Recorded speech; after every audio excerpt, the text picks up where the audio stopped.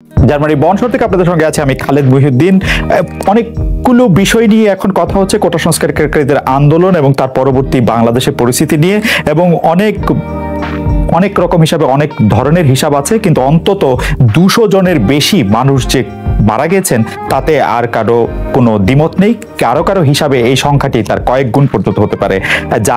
জানের পাশাপাশি মালেরও ক্ষতি হয়েছে, অনেক গুরুত্বপূর্ণ স্থাপনার মধ্যেও দেখা গিয়েছে অনেক ধরনের ধ্বংসযোগ্য। এই সব বিষয় নিয়ে কথা বলার জন্য আমাদের সাথে আজ রয়েছেন আপিল বিভাগের সাবেক বিচারক বিচারপতি AHM শামসুদ্দিন চৌধুরী। বিচারপতি AHM শামসুদ্দিন চৌধুরী, আপনাকে স্বাগত আমাদের অনুষ্ঠানে। আমাদের সাথে আরো থাকছেন জাহাঙ্গীরনগর বিশ্ববিদ্যালয়ের নৃবিজ্ঞান বিভাগের অধ্যাপক মানস চৌধুরী। আপনাকেও আমাদের অনুষ্ঠানে স্বাগত জানাই, কৃতজ্ঞতা আপনি আমাদের সাথে যুক্ত হয়েছেন। আমি জাস্টিস চৌধুরীকেই প্রথমে জানতে চাই। জাস্টিস চৌধুরী, আমাদের কতগুলি প্রশ্ন আছে যেটাকে আমরা আসলে একসাথে গুচ্ছ প্রশ্ন বলতে পারি। আপনি যদি আমাদেরকে একটু টু দা পয়েন্ট উত্তর দিয়ে আমাদের যদি একটু আলোকিত করেন।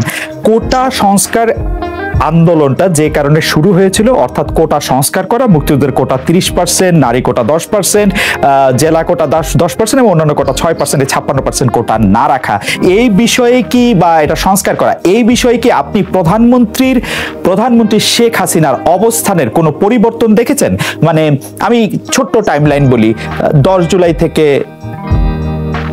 19 জুলাই পর্যন্ত। বিচারপতি চৌধুরী, এটি শুরুতেই কখনো কোটা আন্দোলন ছিল না। এটি শুরুই হয়েছিল এই সরকারের পতন ঘটানোর এক মহাপরিকল্পনার অংশ হিসেবে।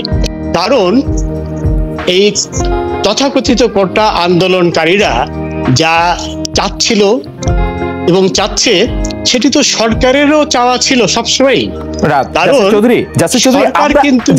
আমরা এটাই বুঝতে চাইছি যে আপনি কি মনে করেন প্রধানমন্ত্রীর অবস্থান কোটা সংস্কার নিয়ে 10 জুলাই 2024 এবং 19 জুলাই 2024 সেম ছিল? শুনেন, সরকারের অবস্থান তো সবসময় এক। তারা চেয়েছিল যে কোটা যেন বিলুপ্ত করা হয়, এবং সেই বিলুপ্তি করার উদ্দেশ্য নিয়েই সরকার কিন্তু হাইকোর্টের নির্দেশনা, হাইকোর্টের রায়কে আপিল বিভাগে আপিল করেছিল একটি প্রার্থনা করেই যে কোটা যেন বিলুপ্ত করা হয়। সেটি তো সেই ছাত্ররা যারা কোটা আন্দোলনের কথা বলছে তাদের ইচ্ছা ছিল। তো সেই পরিস্থিতিতে তাদের আন্দোলন করার তো কোনো প্রশ্নই ছিল না। তারা একটি অসৎ উদ্দেশ্য নিয়ে মাঠে হাজির হয়েছিল। আপনি বলতে চাইছেন যে সরকার কোটা বাতিলই চাইছিল, মানে শেখ হাসিনাও কোটা বাতিল চাইছিলেন 10 জুলাই 2024। তার আগে থেকে, শুরুর থেকেই তো কোটা বাতিল চেয়েছিল। কোটা বাতিল চেয়েছিল বলেই তো হাইকোর্টের রায়ের বিরুদ্ধে, হাইকোর্টের রায়ের বিরুদ্ধে আপিলটাতে আমি একটু পরে আসি। আমি একটু প্রধানমন্ত্রীকে পড়ে শোনাই। 14 জুলাই উনি যখন সংবাদ সম্মেলন করলেন, উনি বললেন কোটা বাদ দিলে কি অবস্থা হয় আমরা দেখেছি।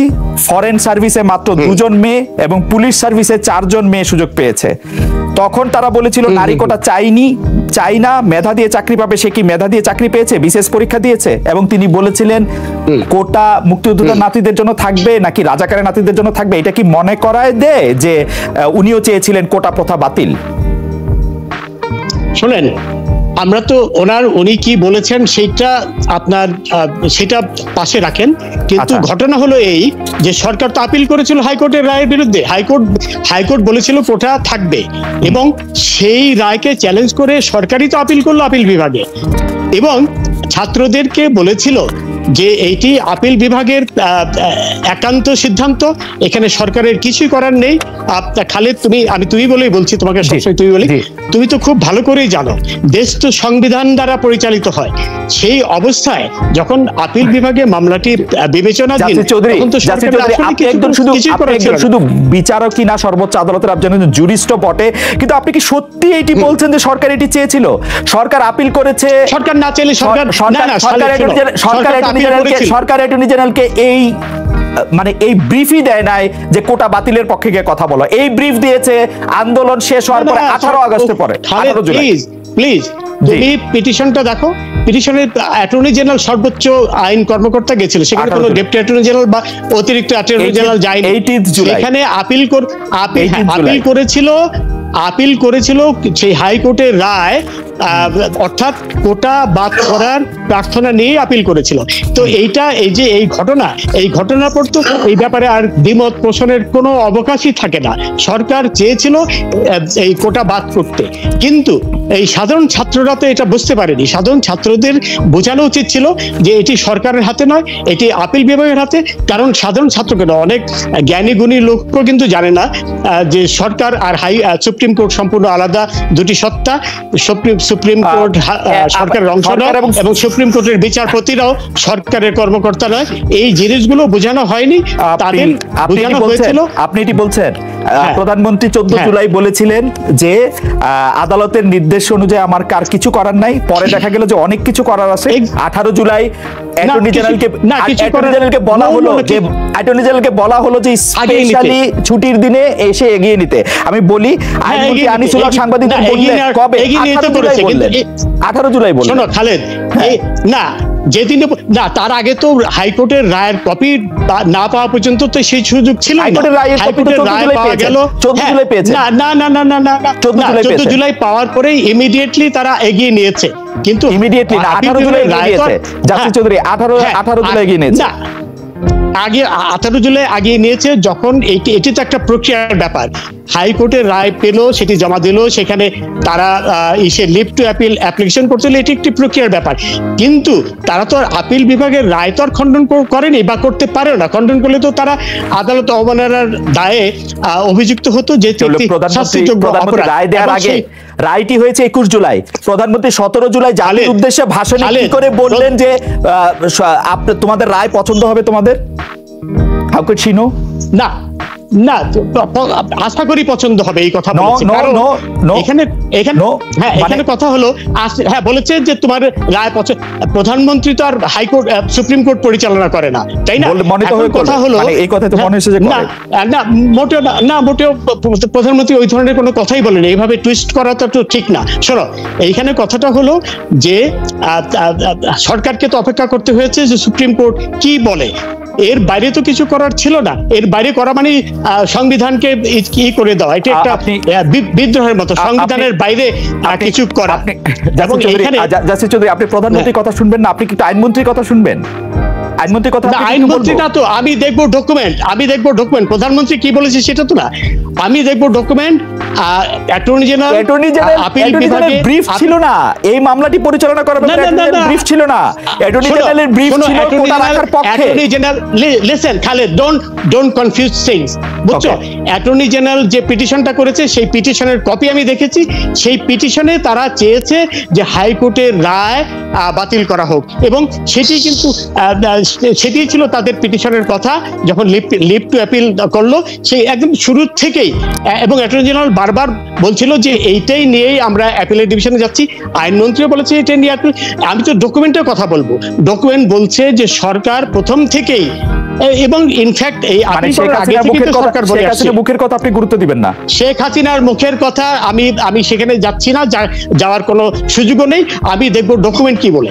ডকুমেন্ট পরিষ্কার ভাষায় বলে, শেখ হাসিনা পরিষ্কার ভাষায় সংবাদ সম্মেলনে বলছেন যে তিনি কোটা চান, আর তার অ্যাটর্নি জেনারেলকে বলছেন যে কোটার বিরুদ্ধে গিয়ে ব্রিফ মানে লড়াই করো। না, আপিল বিভাগে কি দরখাস্ত করেছে সেটা আমি দেখবো। সেটা হলো ডকুমেন্টেড ব্যাপার। সেখানে অত্যন্ত স্পষ্ট ভাষায় তারা চ্যালেঞ্জ করেছে হাইকোর্টের রায়, বলেছে যে হাইকোর্টের রায় বাতিল করা হোক। সেটাই ছিল একেবারে শুরুর থেকে, সেটাই ছিল বড় কথা। এবং আমাদের একটু বলবেন যে আপনি যে ডকুমেন্টটা দেখেছেন, অ্যাটর্নি জেনারেল ব্রিফ রেডি করেছেন, যে আপিল রেডি করেছেন, সেটা কত তারিখে করা? এইটা যেদিন করলো, লিভ টু অ্যাপিলের দরখাস্ত করলো আগে থেকে 18 জুলাই প্রথম তো করলো সিএমপি।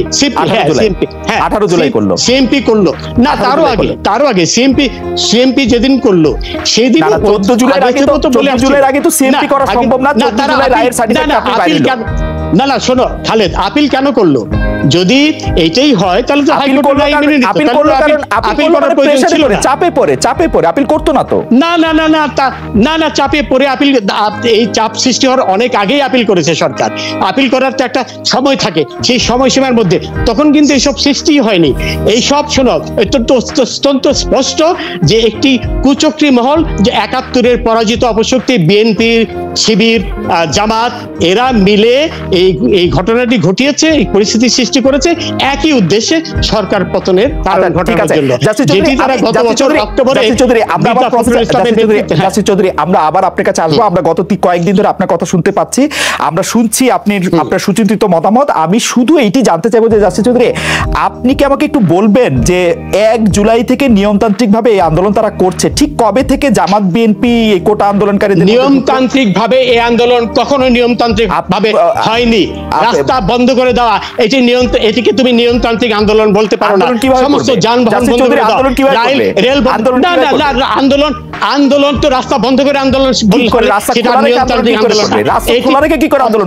অবশ্যই রাস্তা খোলা রাখাটাই তো অশান্তির সৃষ্টি করা, এবং সমস্ত যানবাহন সমস্ত মানুষের চলাচল সব বন্ধ করে দিয়েছিল। এইটিকে কোনো অবস্থায় নিয়মতান্ত্রিক আন্দোলন বলা যায় না। তখন যদি এটি বলা হইতো, এটি প্রকাশ, আমি তো নিজে দেখেছি, আমি নিজে বেরোতে পারিনি, রাস্তার মানুষ বেরোতে পারিনি, বাংলাদেশে কোনো কিছু আন্দোলন চলবে না তাহলে, বাংলাদেশে কোনো কিছুর আন্দোলন চলবে না তাহলে নিয়মতান্ত্রিক আন্দোলন আর এই অশান্তির আন্দোলন সম্পূর্ণ আলাদা জিনিস। যদি নিয়মতান্ত্রিক আন্দোলন হতো তাহলে তো এইসব হতো না। তারা যদি রাস্তা বন্ধ না করতো, তারা যদি এমনিতে রাস্তা বন্ধ করাটা কোন অবস্থায় নিয়মতান্ত্রিক পড়ে না।